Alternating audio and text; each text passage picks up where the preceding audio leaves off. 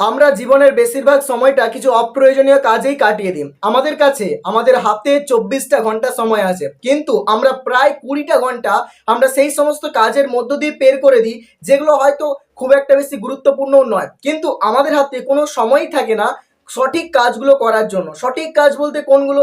যে কাজগুলো আমাদের জীবন বদলাতে পারে, যে কাজগুলোর মধ্য দিয়ে আমরা ভবিষ্যতে একটা ভালো জায়গায় পৌঁছতে পারি, সেই কাজগুলো করার জন্য আমাদের সময় থাকে না। কারণ কি? যে কাজগুলো আমাদের ভবিষ্যৎকে পাল্টে দিতে পারে, সেই কাজগুলো করতে গেলে আমাদেরকে অনেকটা কষ্ট সহ্য করতে হয়, আমাদের অনেক ঘাম ঝরাতে হয়, তাই আমরা সেই কাজগুলো সচরাচর করতে চাই না। কিন্তু যে কাজের মধ্য দিয়ে আমরা 24টা ঘন্টার 20টা ঘন্টা প্রায় পার করে দিই, কারণ সেই কাজগুলোতে আমাদের কোনো এফোর্ট দিতে লাগে না। শুয়ে শুয়ে মোবাইল চালাতে কি এফোর্ট লাগে? কোনো এফোর্টই লাগে না। ঘুমিয়ে থাকতে কোনো এফোর্টই লাগে না। তাই তো এই পৃথিবীর বেশিরভাগ মানুষ ঘুমিয়ে ঘুমিয়ে তাদের অর্ধেকটা যৌবন পার করে দেয়। জীবনের সফলতা সেই মানুষগুলো পায় যারা খুব পরিশ্রম করে, যারা অলসতার মধ্যে তাদের জীবনকে পার করে না, যারা সঠিক সময়ে সঠিক পদক্ষেপটা গ্রহণ করে।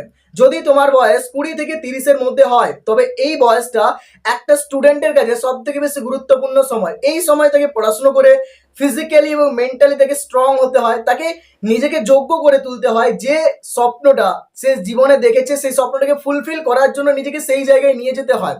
আর যারা করতে পারে তারাই সফল হয়, আর যারা ব্যর্থ হয় তারা পারে না। আজকের দিনে বেশিরভাগ মানুষই বই পড়ার অভ্যেসটা তাদের জীবন থেকে হারিয়ে ফেলছে আস্তে আস্তে, আর যার কারণে সমস্যা তো বেড়েই যাচ্ছে। জীবন তখনই পরিবর্তন হতে আরম্ভ করে যখন তুমি তোমার সিলেবাস, যখন তুমি নিজে, জীবন তখনই বদলাতে আরম্ভ করে যখন তুমি নিজেকে প্রতিদিন আপডেট করতে থাকো, যখন তুমি নিজেকে প্রতিদিন নতুন নতুন জিনিসে পরিপূর্ণ করতে থাকো, যখন তুমি নিজেকে এনরিচ করো, এবং যখন তুমি একটা নির্দিষ্ট রুটিন মেনে চলবে, তখন তোমার জীবনে গ্রোথ অটোমেটিকলি আসবে। আজ ভেবে দেখো তো, তুমি জীবনের কতটা সময় বাজে অপ্রয়োজনীয় কাজের মধ্য দিয়ে বের করে দিচ্ছ। এই সময়টাকে নষ্ট করা বন্ধ করো। জীবনের 24টা ঘন্টা খুবই মূল্যবান। জীবনের এই 24টা ঘন্টাকে এমন ভাবে ব্যবহার করো যাতে তোমার জীবন বদলাতে পারে। অনেক সময় আমরা জানি যে আমাদের জীবনের খারাপ অভ্যেসগুলো কোনগুলো, কোন জিনিসটা আমাদের জীবনের সময়টাকে কেড়ে নিচ্ছে, কিন্তু তারপরেও আমরা পারি না।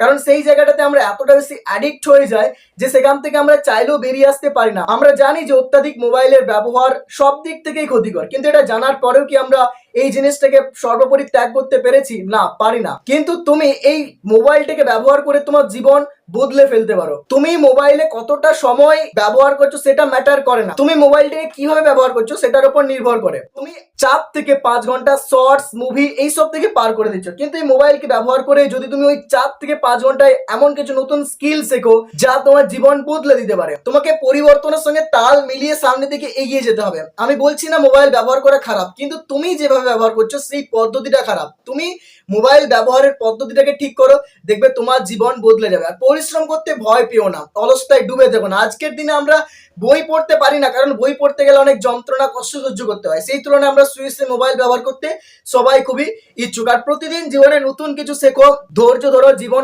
অটোমেটিকলি পাল্টাবে। একটা নির্দিষ্ট রুটিন ফলো করো, জীবনের সামনের দিকে এগিয়ে চলো। যত বাধা বিপত্তি আসুক না কেন, কখনোই থেমে যাবে না।